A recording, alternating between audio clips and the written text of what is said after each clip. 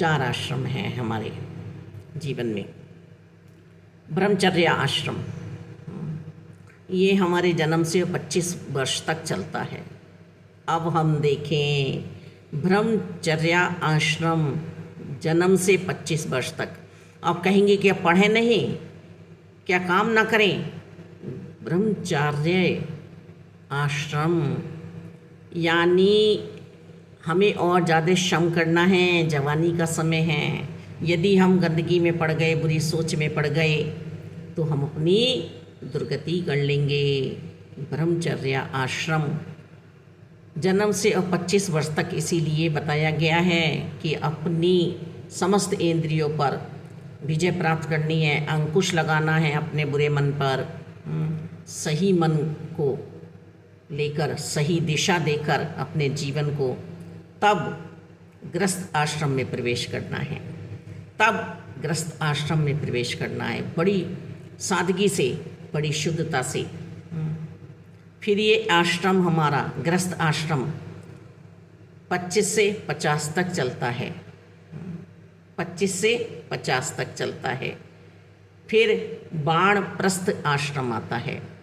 वानप्रस्थ आश्रम 50 से 75 वर्ष तक, और इसमें हम आध्यात्मिक उन्नति की ओर बढ़ें।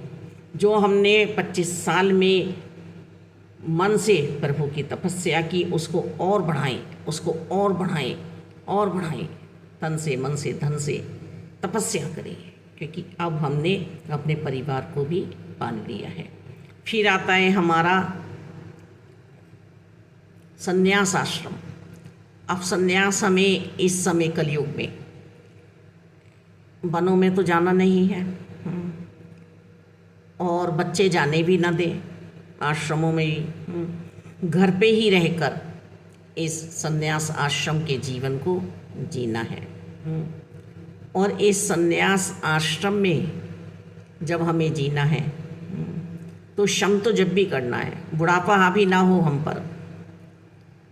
जवानी में हम बहुत काम करते थे, बुढ़ापे में हम अपना अपना कर लें और प्रभु को लेकर करें, छठे तत्व को हर पल याद रखते हुए करें। 75 से 100 साल तक तो हमारा बुढ़ापा बुरा आपा नहीं होगा। इन चारों आश्रमों की हम मालिक मन से कदर करें। अब तो उम्र भी हमारी 60, 70, 80 तक ही रह गई है, तो कोई बात नहीं, कोई बात नहीं। युवाजन पहले सोचें कि हमें 25 साल तक सिर्फ अपना कैरियर बनाना है, अपना ध्यान सिर्फ और सिर्फ अपने लक्ष्य पर रखना है, नहीं तो हमारा जीवन बर्बाद हो जाएगा। आज समाज में हम देख भी रहे हैं, बहुत सावधानी लेकर चलना है समाज में, अपने पे नियंत्रण लगाना है, नहीं तो पैर फिसला नहीं और हमारा जीवन नष्ट हुआ, फिर चाहे हम जितने भी होशियार हों।